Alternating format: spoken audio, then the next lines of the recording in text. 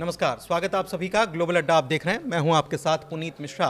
और आज एक बार फिर से हम बात करने वाले ईरान की, क्योंकि अभी तक तो मामला ठंडा था, लेकिन अब एक बार फिर से ईरान का मामला गर्म हो चुका है। और कहां हुआ है? ये हुआ है यूएनएससी में। और अमेरिका के साथ एक बार फिर से तनातनी की तस्वीरें देखने को मिली हैं। यूएनएससी में आखिर ऐसा क्या हुआ है? क्यों जेसीपीओए की फिर से याद अमेरिका को सता रही है, जबकि ईरान कह रहा है कि जेसीपीओए खत्म हुआ और उसके प्रतिबंध भी उसी के साथ हो गए खत्म। इसीलिए अब आपकी कोई बात हम नहीं मानने वाले।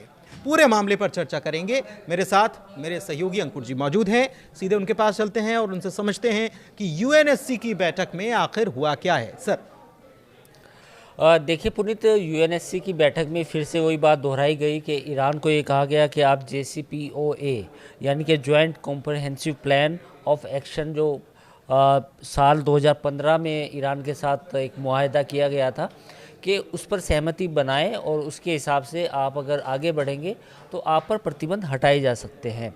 लेकिन ईरान का कहना ये है कि जो 2015 का जो समझौता था वो उस वक्त भी उसने एक समझौता कर तो लिया था, लेकिन ये इम्प्लीमेंट नहीं हो पाया। और वो समझौता बेसिकली कहता ये है कि ईरान को अपना प्रोग्राम जो है न्यूक्लियर प्रोग्राम वो पूरी तरह हाल्ट करना होगा, यानी मतलब रोकना होगा। अब उसमें पीसफुल पर्पज़ का जो एक ईरान एक दुहाई देता है कि भाई हम तो पीसफुल पर्पज़ के लिए कर रहे हैं, उसका भी प्रोविज़न नहीं है। तो यही वजह है कि 2015 का जो प्लान अमेरिका चाहता है कि ईरान फिर से माने, तो ईरान उस प्लान को फिर से मानने के लिए तैयार नहीं है। अच्छा, तो ये अब क्योंकि जेसीपीओए की तो समाप्ति हो चुकी है और अक्टूबर में मेरे ख्याल से 18 अक्टूबर तक सब कुछ उसको लेकर ख़त्म हो गया, लेकिन फिर भी हमको याद है कि ब्रिटेन, फ्रांस समेत कुछ देश ऐसे हैं उस जो समय चाहते हैं कि 6 पार्टी एग्रीमेंट था ये, तो अब केवल बच के 3 बचे हैं। हाँ। तो 3 अलग हो चुके हैं। हाँ। तो जब ये 2015 की बात है तो उस समय ये कहा जाता था कि इट्स ए 6 पार्टी एग्रीमेंट, 6 देश मिलकर ईरान के साथ समझौता कर रहे थे, लेकिन अब घटते घटते 3 रह गए। अच्छा, तो ये तनातनी और बढ़ेगी, क्योंकि फिर से यूएनएससी में अगर इस बात की चर्चा, अमेरिका ये कह रहा है कि फिर से हम जेसीपीओए को लागू किया जाए, उसको माने, ईरान अपना समर्थन रोके या समर्थन को ख़त्म करे, तो ये फिर से एक बार ये टेंशन क्रिएट होने वाली परिस्थिति है क्या? देखिए, हम पहले भी डिस्कस कर चुके हैं पुनीत, आपके साथ कई वीडियो बनाए हैं मैंने ईरान पर।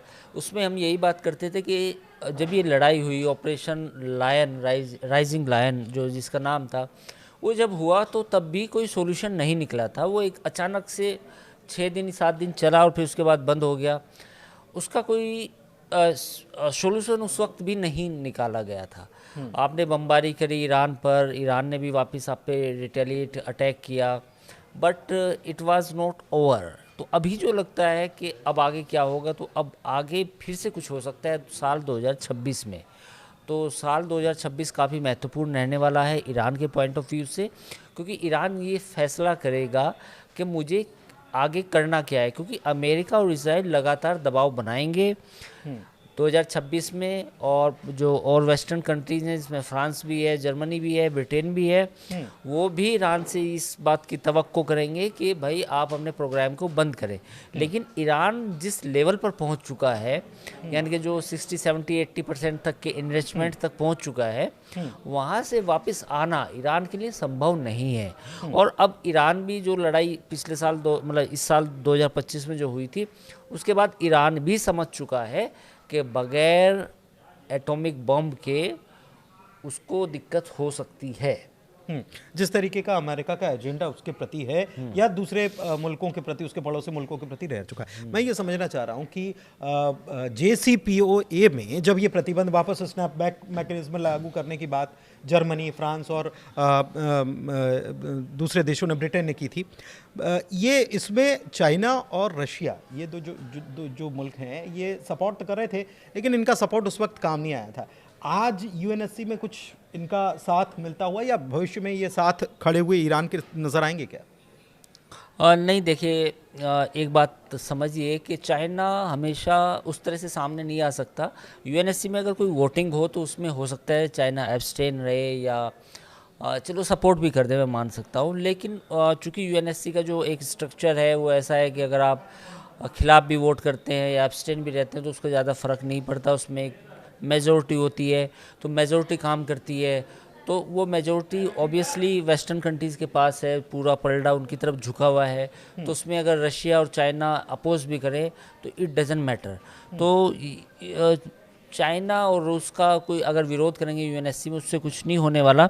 होने वाला किस बात से है? होने वाला इस बात से है कि अगर समझौता नहीं हुआ 2026 में अमेरिका और ईरान के बीच में, या कोई एग्रीमेंट या अंडरस्टैंडिंग नहीं बनी, तो फिर से वो एक कॉन्फ्लिक्ट की गुंजाइश है वो बनी हुई है।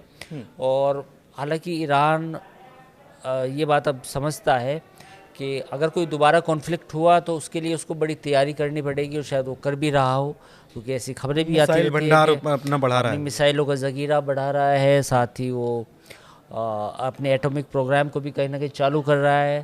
तो ये तमाम चीज़ें हैं जो आने वाले 2026 में हमें कई तरह के सरप्राइजिंग एलिमेंट्स मिलेंगे। तो कुल मिलाकर देखिए 2025 जो है वो बीतने को है और 2026 का आगाज़ कुछ ही दिन में होने वाला है, और इस बीच नई चीज़ें पूरी दुनिया में हो रही हैं, और इसी में एक नया अपडेट या नई चीज़ें यूएनएससी में हुई हैं, और अमेरिका फिर से वो JCPOA की बात दोहरा रहा है, जिससे कि वो बहुत पहले बाहर हो चुका था लेकिन फिर भी उसको याद आ रही है, क्योंकि जाहिर सी बात है कि इजराइल के प्रधानमंत्री बेंजामिन नेतन्याहू जो हैं वो भी बहुत जल्द अमेरिका का दौरा करने वाले हैं। तो वो बातें वही 2025 की रहेंगी। 2026 साल ज़रूर नया रहेगा, लेकिन बातें और मुद्दे 2025 के ही रहेंगे, जिसको इजराइल हमेशा से उठाता आया है, लेकिन रुख ईरान का भी वैसा ही है जैसा कि 2025 में पूरे साल भर हमने देखा। फिलहाल इस चर्चा को यहीं करते हैं समाप्त। बहुत धन्यवाद।